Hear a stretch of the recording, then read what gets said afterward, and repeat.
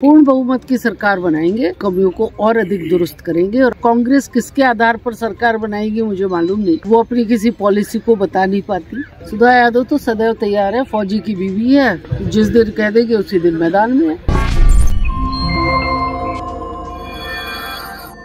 भाजपा संसदीय बोर्ड व केंद्रीय चुनाव समिति की सदस्य पूर्व सांसद डॉक्टर सुधा यादव का गुरुग्राम लोकसभा से चुनाव लड़ने के सवाल पर बड़ा जवाब। कहा, सुधा यादव फौजी की बीवी, मोर्चे पर जानती है लड़ना, पार्टी का आदेश मिलते ही मैदान में चुनाव के लिए हर समय तैयार। नमस्कार, दैनिक साथी से मैं खुशबू राव। वर्तमान में गुरुग्राम से सांसद है केंद्रीय राज्य मंत्री राव इंद्रजीत सिंह।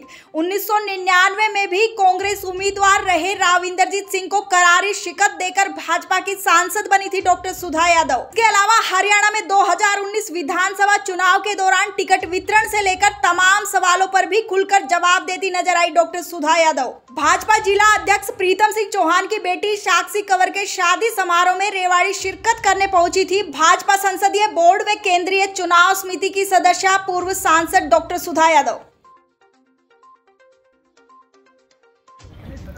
बहन जी, क्या कहेंगे, अभी 3 राज्यों में जो बम्पर जीत मिली है इसको किस तरह से देखते हैं आप? जो 3 राज्यों की जीत है वो भारतीय जनता पार्टी की सरकार की नीतियों की जीत है।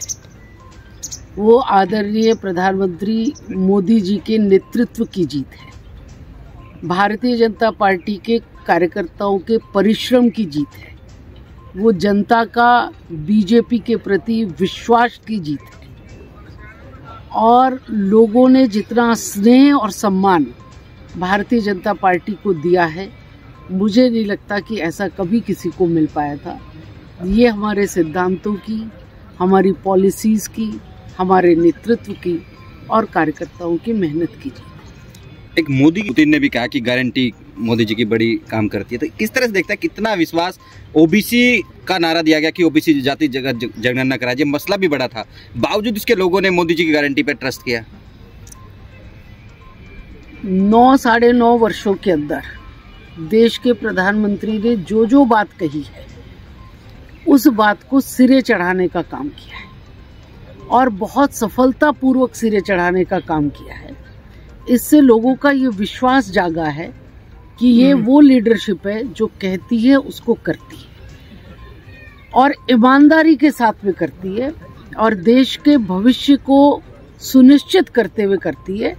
इसलिए उनके हर शब्द की अपने आप में अहमियत है, हर शब्द की अपने आप में गारंटी है और उन्होंने कुछ कहा इसका मतलब काम होगा, ये लोगों के मन में विश्वास है। इसलिए हम इस गारंटी की चर्चा करते हैं। कोरोना जैसे बहुत बड़ा बीमारी पूरे विश्व के अंदर आई, जहां बड़े बड़े देश इसके अंदर हिल गए थे, वहां पर उनके नेतृत्व ने, उनके संयम ने और साइंटिस्ट के ऊपर उनके भरोसे ने इस देश को उस कठिनाई से भी बाहर निकाला और हम सफलतापूर्वक बाहर भी आए।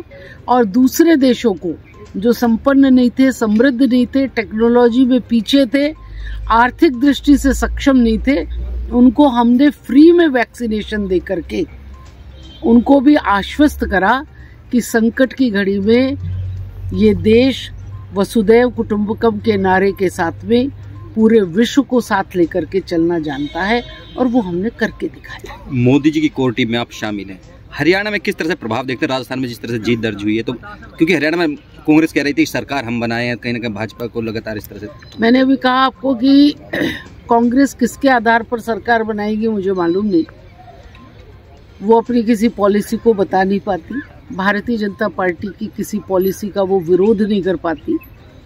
और आज तो हुड्डा जी देखते भी होंगे कि जो सड़कों का जाल उन्होंने सिर्फ रोहतक के इर्द गिर्द बिछाया था, वो जाल आज पूरे हरियाणा में बिछ रहा है।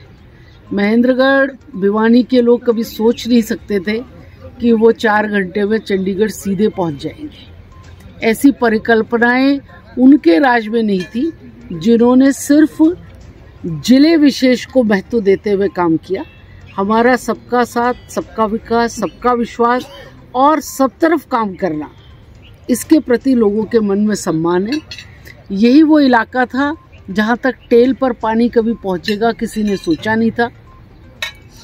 लेकिन हमारी लीडरशिप ने, उनकी क्षमताओं ने, उनकी प्रतिबद्धता ने वो पानी भी पहुंचाने का काम किया है और काम बहुत अभी होने हैं, उनको भी करने में आगे लेके जाएंगे। पिछली बार 75 का नारा दिया गया हरियाणा में, लेकिन 41 पर अटक गए। अब की बार क्या टारगेट बीजेपी लेके चल रही है? पूर्ण बहुमत की सरकार बनाएंगे, 100% बनाएंगे और जो कमियां पिछली बार रह गई थी उन कमियों को और अधिक दुरुस्त करेंगे। और आपने देखा भी होगा कि इस बार सरकार आने के बाद हरियाणा भाजपा ने भी पन्ना प्रमुख बनाने तक का काम किया है और हर विधानसभा में पन्ना प्रमुख के सम्मेलन भी किए हैं। तो हमने अपने संगठन का विस्तार और नीचे तक किया है ताकि पिछली बार जो कमियां रह गई थी उन कमियों को दुरुस्त किया जा सके। पिछली बार टिकट वितरण में कुछ खामियां रही, कुछ जो आपके उम्मीदवार से जीत के आए कई जगह से, क्या मानते हैं कि कोई खामियां इस तरह की रही थी टिकट वितरण में, उसको अब की बार दुरुस्त किया जाएगा?